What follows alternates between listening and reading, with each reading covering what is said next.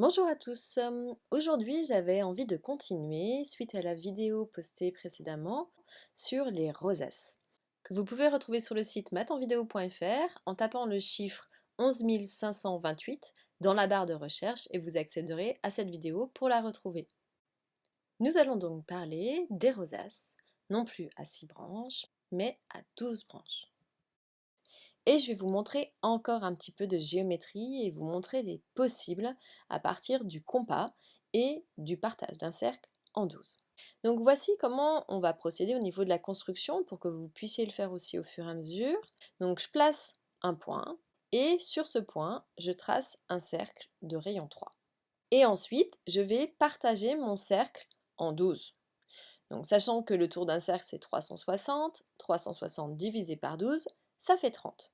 Donc je fais des angles de 30 degrés au fur et à mesure de mon cercle pour ensuite avoir mes points et permettre ensuite de tracer les droites en reliant les points et je vais avoir du coup mon partage en 12.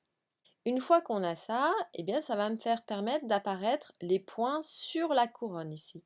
J'ai 12 points qui du coup vont apparaître les uns après les autres. Donc ici, je vous les place tout de suite, tous ces points-là. Et pour bien les voir, en fait, je vais effacer plein de choses. Donc je vais déjà effacer toutes les droites puisque j'en ai plus besoin. Et puis je vais effacer mes angles, parce que non plus je n'en ai plus besoin. Et à partir de là, du coup, moi, ce dont j'ai besoin, c'est des points. Donc je vais aussi faire disparaître le cercle. Et donc ici, je vais garder le même écartement de compas. Donc j'ai tracé un cercle de rayon 3 sur la couronne, et bien sans bouger mon écartement de compas, mais je vais piquer 12 fois avec encore un rayon de 3. Donc je vais faire apparaître ces cercles au fur et à mesure, sachant que on voit la rosace à 6, donc si on n'en prend que 1 sur 2, et comme on en a pris 12 déjà, voici la magnifique forme que nous obtenons. Et comme dans la vidéo précédente sur la rosace, je vais vous montrer ce qui va passer si j'augmente l'écartement du compas. Donc vous continuerez à piquer sur les mêmes points, sauf que cette fois-ci, au lieu de garder un écartement fixe qui était le même que celui du centre, eh bien vous allez augmenter un tout petit peu. Donc voici la nouvelle forme au centre. Et puis j'augmente encore un petit peu. Et encore un petit peu.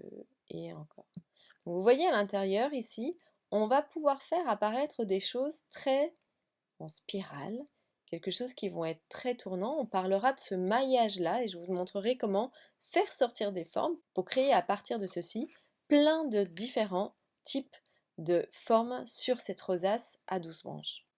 Donc là, je continue encore, encore. Alors, je vais baisser d'un cran pour que vous puissiez bien voir. Et donc, je continue à développer ma rosace. Donc effectivement, comme hier, ça peut faire penser à des choses qu'on faisait avec les spirographes, jusqu'au moment en fait où j'aurai doublé la taille du cercle initial.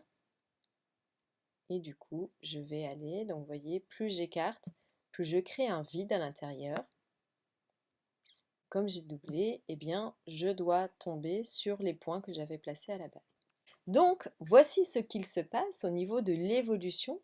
Et vous voyez qu'on peut avoir différents types de formes. Donc ici, on pourrait s'amuser à colorier en fait au niveau des tranches pour obtenir eh bien, différents types de mandalas ou colorier suivant des arcs pour voir aussi différentes figures ou s'amuser à prendre juste des parties et de répéter une certaine rythmique. Et ça pourrait donner par exemple ce style de mandala.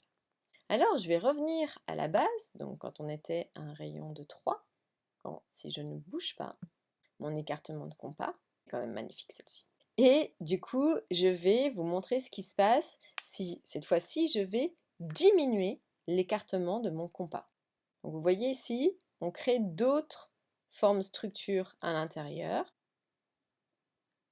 Alors, j'ouvre encore à l'intérieur, mais ça réduit la taille à l'extérieur. Donc vous voyez, on a d'autres rencontres entre les cercles qui vont faire apparaître des formes jusqu'à, alors cette fois-ci, On a une étoile presque incurvée près de l'intérieur, nos cercles ici se touchent pratiquement.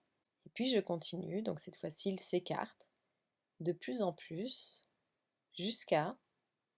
Donc ici ça pourrait être aussi une forme qui est intéressante, un autre type d'étoile à l'intérieur. Donc ici je suis à un rayon de 1,5 et puis je continue encore, jusqu'au moment où, eh bien, ici, juste avant, il faudra un tout petit peu plus, mes cercles sont touchés. Alors ici, ils se touchent pas tout à fait. Il faudra augmenter un tout petit peu. Et je continue, cette fois-ci jusqu'à la séparation des cercles. Et puis, du coup, voilà, je vous le remonte dans le process inverse, parce que moi, je trouve que c'est trop beau. Comment on peut voir cette évolution de la rencontre des cercles. Donc cette fois-ci, nous avons 12 cercles qui se coupent.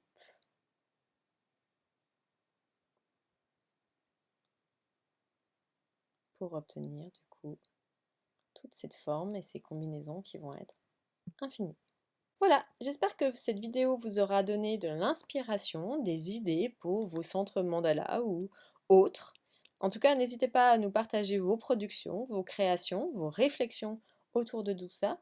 Et puis je vous montrerai, encore une fois, on va départager encore un peu, on va aller jusqu'à 24 pour vous montrer la grandeur et la puissance de tout cela. Après, bien sûr, ce qui se fait avec 12 points sur le cercle peut se faire avec n'importe quel chiffre. C'est vrai qu'ici c'est simple parce qu'on tombe sur des angles faciles à utiliser sur le rapporteur.